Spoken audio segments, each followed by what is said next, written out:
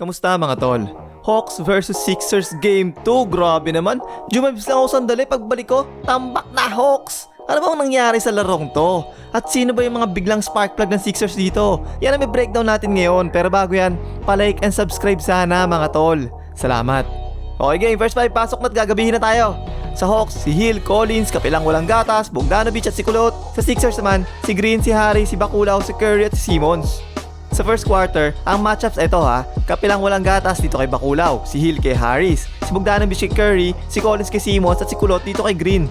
Dito ang miscreen to si Bakulao, di ba? Hindi naman tumulong si kapilang walang gatas ayun tuloy simpleng pull up lang yan, patay na yan. Ang ginawa naman ng Sixers sa first quarter, inatake yung loob. Ayan si Harris umaatras, di ba? Pansinin nyo dito si Bakulao happy lang, nakatambay lang sa labas tambay is life. Ang sarap kaya maging tambay.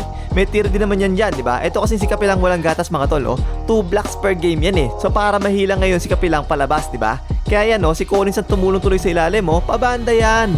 Safe play lang yan Ganun ulit pwestuhan Andun si Bakulao sa labas pumoste yan, pumade away, patay na naman. Tapos kapag nasa poste si Bakulao, ayan screen kay Harris, nako po, si Kulot na yung bantay, wala nga kwenta-kwenta dumipensa. Tinan nyo ginagawa ni Bakulao kay kapilang walang gatas tinutulak talaga niya na parang re-rebound siya, kaya ito si kapilang walang gatas, hindi tuloy makatulong sa ilalim. Ayun, naiwan na nga si Kulot na walang kwenta dumipensa, layup na yan ni Harris. Poste ulit dito si Bakulao dumobol team si Kulot, sino ba yung tao niya? Ayun si Green, nako po. Etong si Green at Curry, magandang pang kumpleto talaga sa lineup ng Sixers, di ba? Tulad niya ang hirap kasi dumobli kay Bakulao maganda sa labas yan Malilibre si Green, veterans for 3, patay ka dyan. Ayun na naman si Harris sasalaksak. Tingnan niyo ang ginawa ni Howard dito bigla siyang lumipat sa kabila. Tingnan niyo si Okongwu hindi na nakatulong, di ba? Re-rebound kasi si Howard ganda ng pwesto ni Howard Ayun, layup na naman ni Harris. Kaya kayo huwag kayong harang-harang kapag meron sumasalaksak, sasalaksakin ko yung ngalangalan nyo Ay si Bakulao galing sa labas isolation yan, nako, advantage siya dyan. Piniwersa, dinukot, ang tindi, wakakalipa, ikaw na tol. Tapos nakadalawang nakaw pa sa fast break ang Sixers dito Sa Hawks naman, ito yung depensahan. Simmons kay Kulot, Curry kay Hill, Green kay Bogdanovic, si Harris kay Collins at si Bakulao dito kay kapilang walang gatas.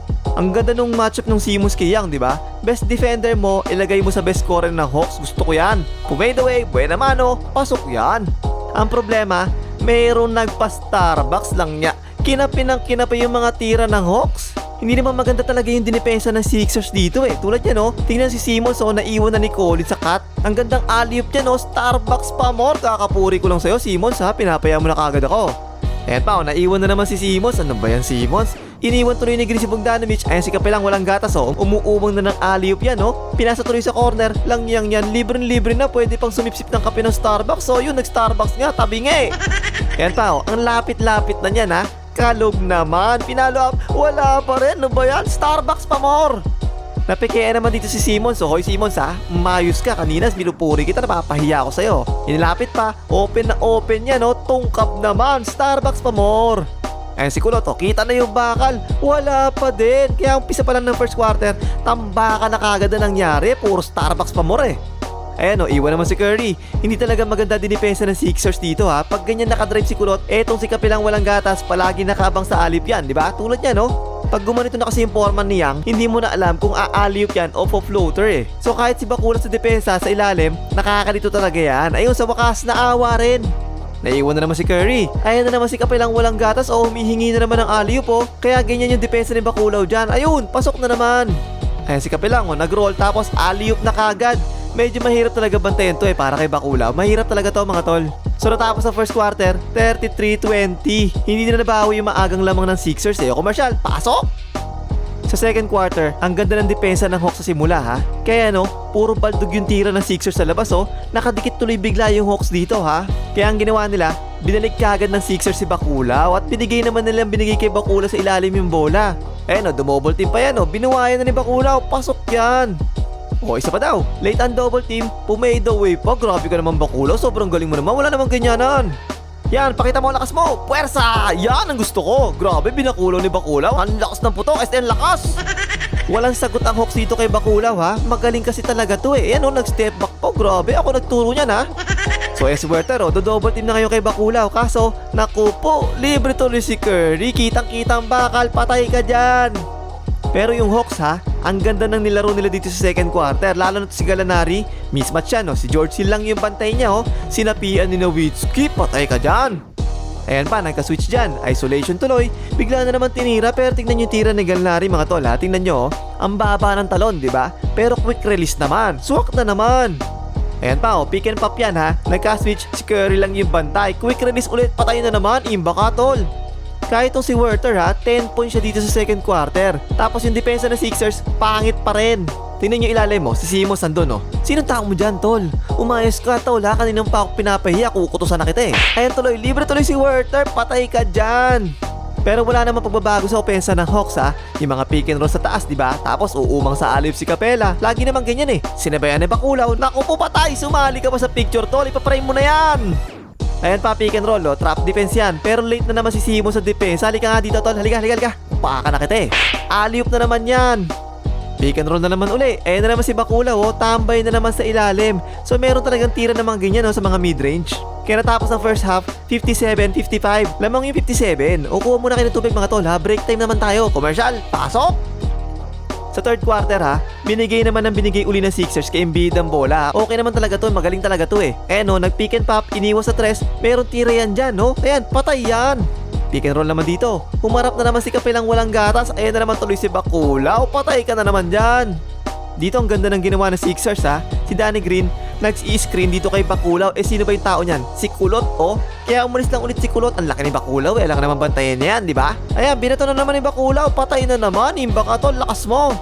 Tapos, puro foul ang Hawks dito kay Bakulaw. Ayan si Kapelang bantay niya si Simmons. So ang ginawa ni Bakulaw, dumive siya ngayon. Ayun, foul ka dyan. Dito dinouble team na buenas kaso pumeke, kumagat naman, foul ka na naman. Ayan si Collins naman yung bantay penalty to ha, penalty. Tingnan nyo si Collins sundot ng sundot, ano ka, sabog ka ba tol? Sundot ka ng sundot penalty, sundutin ko kaya ang puwet mo. Ayun, foul na naman, free throw na naman yan.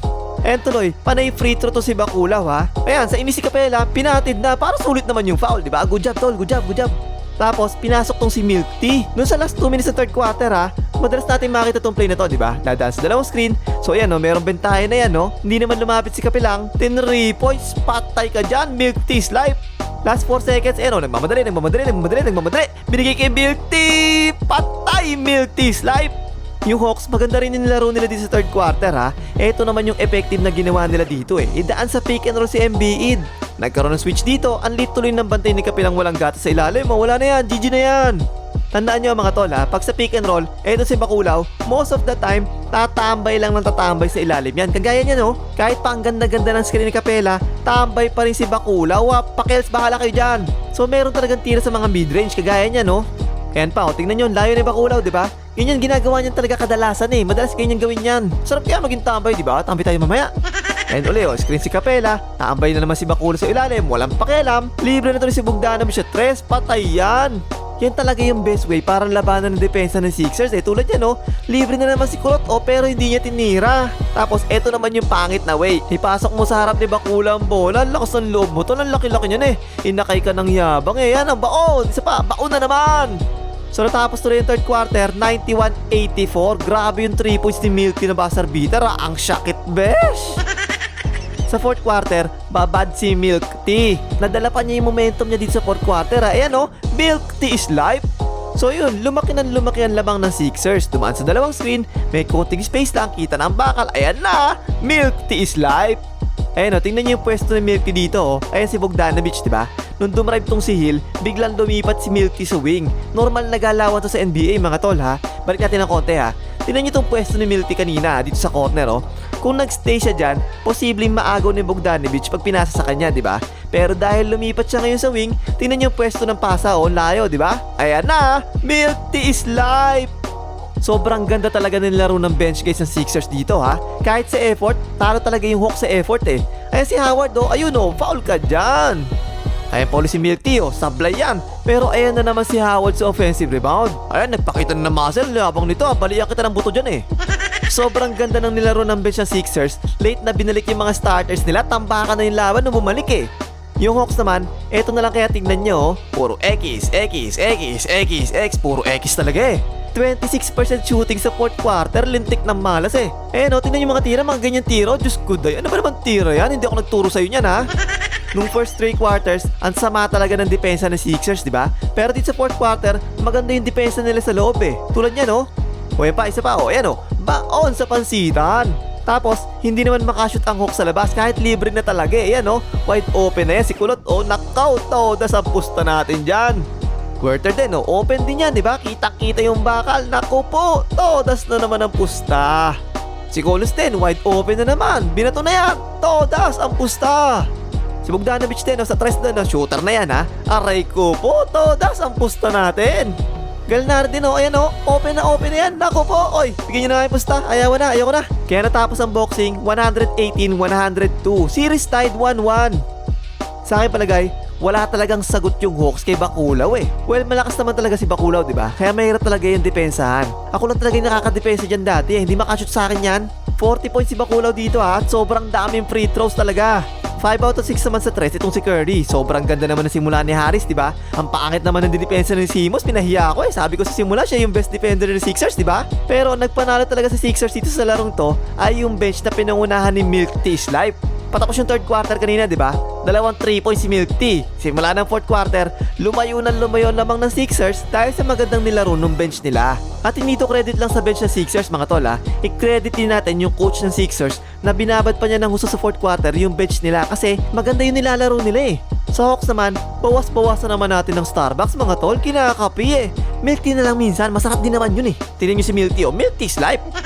Shoutout kay Farms Life, Luigi Balestin Piñero, Roberto Reyes, Marvin Alfabete, JJCA, Henry Villarba, Gilbert Alapide, Christian Barcelon, Rustico Perez, Dylan Banks, Arian Jane Agbayani, Seds Ocampo, John Paul De Castro, David Calaunan, Biyahe ni Tawi, Jimmy Di Basudlay, Netali Remulta, Red Nax, I am Glenn, Ken Rasket, Marcos Martin, at sa mga nasa Edcor Buldon Maguindanao. Kumbaga, piso-piso pang istubing man lang, o kaya kahit like o dislike nyo na lang, pwede na rin yun eh.